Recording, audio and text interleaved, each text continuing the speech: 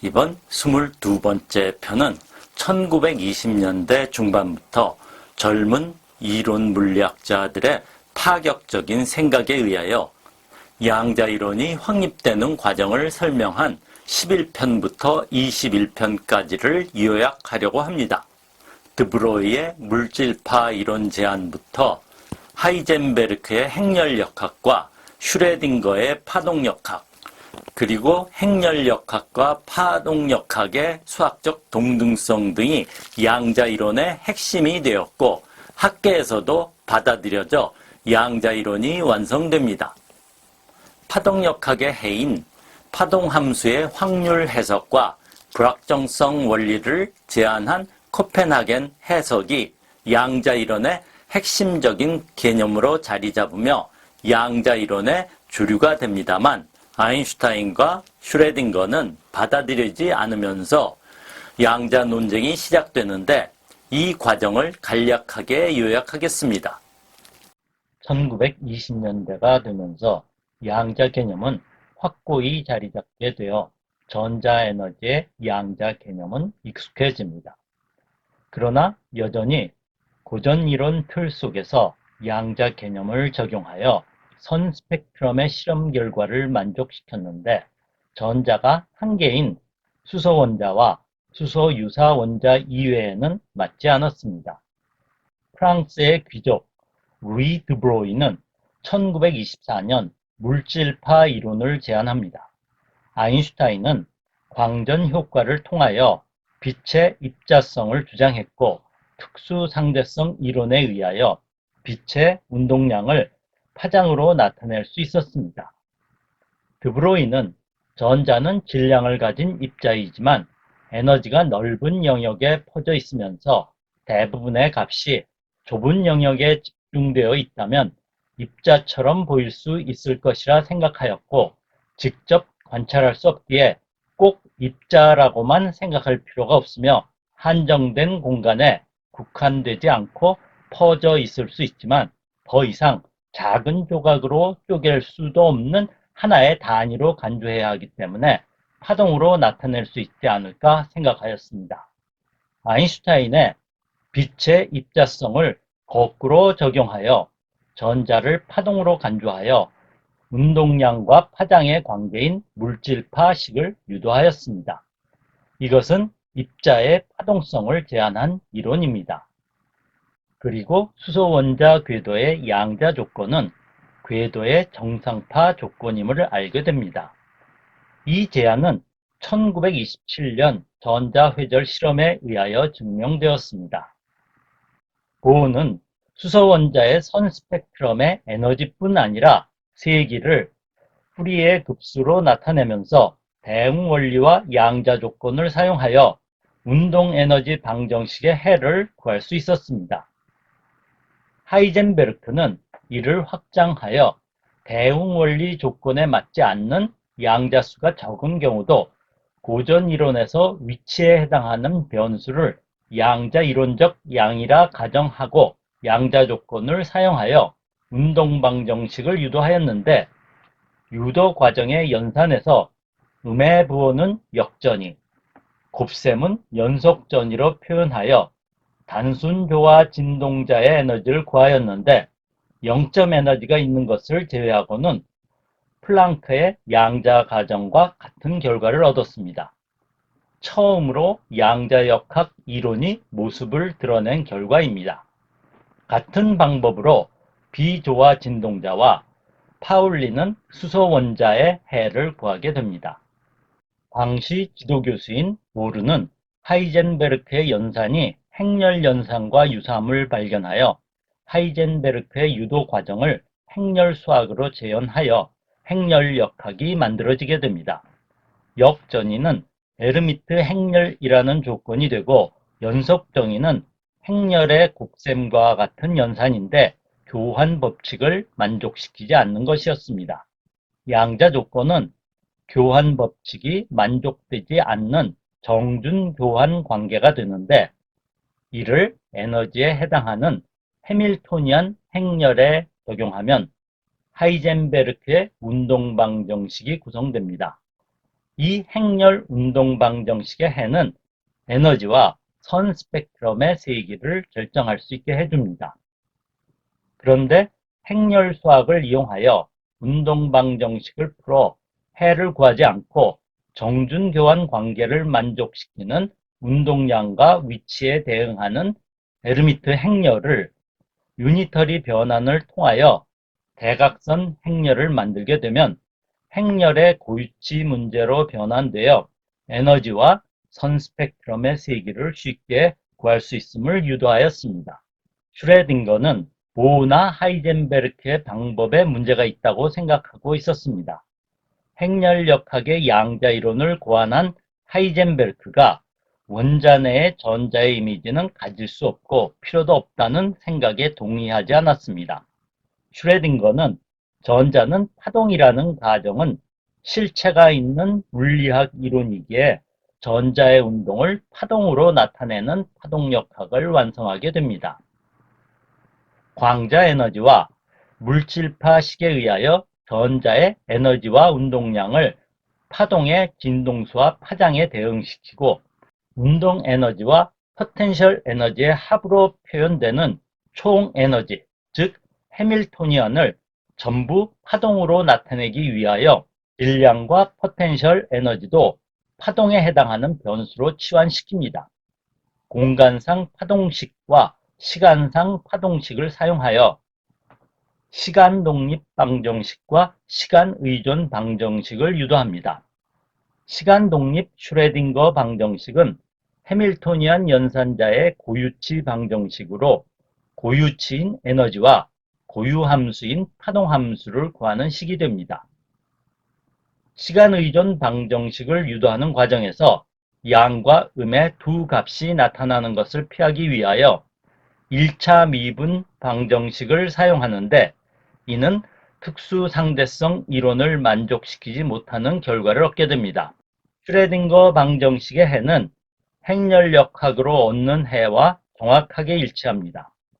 파동역학은 행렬역학에 비하여 수학적으로 더 친근하고 직관적이며 간단한 시스템에 대한 해를 구하는 방법과 결과를 해석하는 데 용이하기 때문에 양자역학을 배우게 되면 파동역학으로 시작하게 됩니다.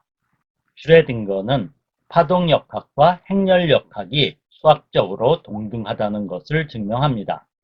행렬역학의 고유치 방정식은 파동역학에서 연산자에 의한 고유치 방정식과 유사한 형태입니다. 행렬은 연산자에 해당하고 행렬역학의 벡터 열 행렬은 함수에 해당합니다. 슈레딩거 방정식은 행렬역학의 해밀토니안의 운동량과 위치에 해당하는 행렬을 연산자와 대응시킬 수 있고 규격화된 직교성의 완전 집합을 기저함수로 사용하여 함수와 행렬을 대응시킬 수 있습니다. 행렬역학으로 유도한 고유치 문제의 식을 완벽하게 재현하기에 행렬역학은 더 이상 필요 없게 됩니다. 연산자로 표현된 슈레딩거 식을 사용하여 행렬의 수학을 사용하면 해도 더 용이하게 구하게 됩니다. 슈레딩거는 수소 원자를 해결하고 그 이외에 더 복잡한 시스템에 대하여 파동역학의 방법을 적용하기 위하여 노력합니다.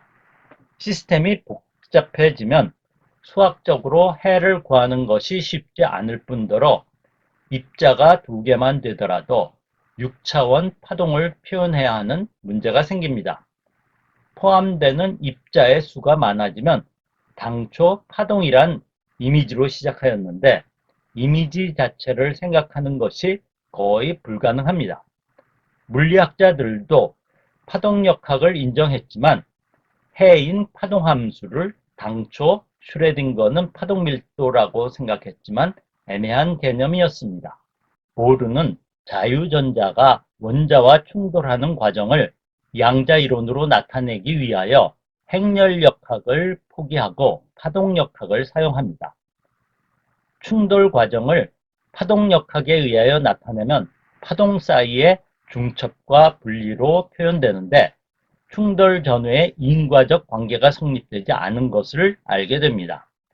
보르는 파동함수가 전자파동의 특정 방향으로 산란될 확률을 나타내는 것이라는 가정을 합니다. 즉, 특정 방향으로 진행하던 전자가 충돌 후 특정 방향으로 경로를 바꿀 확률만을 알 수 있다는 것입니다. 그리고 확률은 파동함수의 제곱에 비례한다고 제안합니다. 후에 파울리는 원자 내부에서 궤도운동을 하는 전자가 특정 위치에서 발견될 확률로 재해석하여 위치 Q와 위치 Q 플러스 DQ 사이에 무한소 공간 DQ에서 발견될 확률로 정의하는데, 이것이 양자이론을 배울 때 파동함수의 의미입니다. 후속 연구를 통하여 개의 파동함수를 나타내는 방법으로 기여하는 상태의 고유함수들의 중첩으로 나타냈는데, 양자이론에서 파동함수의 핵심적인 표현법입니다. 전체 파동함수의 각 고유함수 상태의 기여 정도의 확률은 계수의 절대값의 자승이 되고, 모든 계수의 절대값의 자승의 합은 1이 됩니다.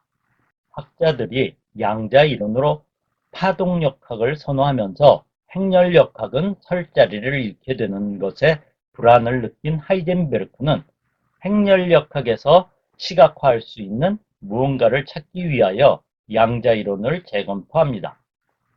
관찰하는 것, 즉 안개상자를 통한 전자의 궤적은 오차를 포함하고 있는데, 그 오차를 무한히 줄일 수 있는가에 대한 생각을 하게 되고, 감마선 현미경의 가상 실험을 통하여 불확정성 원리를 고안합니다. 보어는 더 근본적으로 접근해야 한다고 생각하였고, 전자가 파동성과 입자성을 모두 갖고 있다는 것은 사실이고, 이를 동시에 나타내는 고전 이론은 없다고 생각했습니다만, 직접 경험하는 자연을 서술하는 언어는 고전 이론에 의한 언어밖에 없고, 그것을 사용해서 양자 이론을 설명해야 한다고 생각합니다. 따라서 고전적 언어를 절충한 상보성이라는 개념을 제안합니다. 파동함수의 확률 해석과 붕괴, 불확정성 원리와 상보성 원리 등은 보어를 중심으로 코펜하겐 해석으로 1927년 솔베이 회의 이후 양자이론의 주류로 자리잡게 됩니다. 아인슈타인이 원거리 작용의 특수 상대성 이론의 위배 문제 등을 언급하여 코펜하겐 해석의 문제점을 제기하였는데, 보어는 아무리 노력해도 측정에서 물체의 움직임과 그를 측정하려는 장비의 상호작용을 완전히 분리할 수 없고, 이것은 근본적인 문제라는 논지로 방어를 훌륭히 해냄으로써 학자들은 코펜하겐 해석을 받아들이게 됩니다. 그러나 아인슈타인은 양자 이론이 불완전하다는 생각을 버리지 않고 오히려 논쟁에 서막이 됩니다. 한편 양자 이론이 완성되어 가는 과정에서 선 스펙트럼 측정을 더 정밀하게 할 수 있게 됨으로써 한 개의 선이 여러 개의 선으로 구성된 미세 구조를 가지고 있다는 것을 알게 됩니다. 이를 해결하기 위하여 파울리는 네 번째 양자수를 가정하고 베타 원리를 제안합니다. 그리고 곧이어 하우트 스미트와 윌렘 베크에 의하여 단순한 양자수의 추가가 아닌 고전 이론에서는 설명이 불가능한 현상으로 전자의 스핀을 제안하게 됩니다. 이 제안은 비정상 제만 효과 실험 결과를 정확하게 설명하게 됩니다. 전자의 스핀은 실험 결과를 만족시키기 위한 가정으로 도입되었습니다. 디렉은 완전하게 설명하는 방안으로 슈레딩거 방정식을 특수 상대성 이론이 만족하도록 재구성하는 것이라고 생각하고, 과정에서 도입되는 제곱근 연산자의 문제를 4차원 행렬로 해결하여 디렉 방정식을 얻게 됩니다. 전자스핀과 베타 원리가 성립되는 것을 이론적으로 설명하게 됩니다. 그런데 방정식의 해의 반이 음의 에너지 값이 나오게 되는 문제가 생깁니다. 디렉은 이것이 양의 전자라는 가정을 제안하는데 후에 실험에 의하여 양전자의 존재가 증명되어 반입자와 반물질의 존재를 입증한 이론으로 양자 이론이 우주의 모든 물질을 완벽하게 설명하는 이론으로 완성됩니다. 양자 이론은 1930년대에 들어와 해석에 대한 논쟁을 제외하고 물질의 상태와 변화를 다루는 가장 기본적인 이론으로 자리 잡게 됩니다. 1935년 아인슈타인의 논문과 슈레딩거의 고양이는 논쟁을 가열시키는 계기가 됩니다. 그러나 양자이론 확립에 관여한 거의 대부분의 학자들은 2차 세계대전 중 무기 연구, 특히 핵폭탄 연구에 참여하면서 양자이론 연구는 정체됩니다. 전후에 논쟁의 요점이 잊혀져서 문제 제기에 대하여 닥치고 계산해의 분위기가 지속됩니다. 이런 가운데 1950년대 아인슈타인을 존경한 데이비드 봄이라는 이론 물리학자가 논쟁을 재점화시킵니다.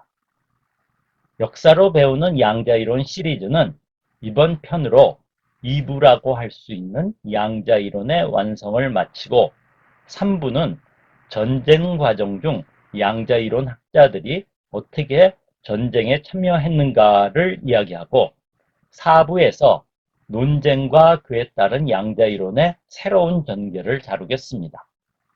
11편에서 21편을 요약하면 양자이론이 젊은 물리학자들의 대담한 제안으로 행렬역학과 파동역학, 그리고 상대론을 도입한 디렉 방정식으로 완성되었는데 거시세계와 고전 이론으로 이해할 수 없는 현상으로 코펜하겐 학파의 주장인 파동함수의 확률 해석과 붕괴, 불확정성 원리 등을 아인슈타인이 받아들이지 않아 논쟁을 만들었고 아인슈타인의 반론은 양자이론의 새로운 쟁점을 만들어냅니다.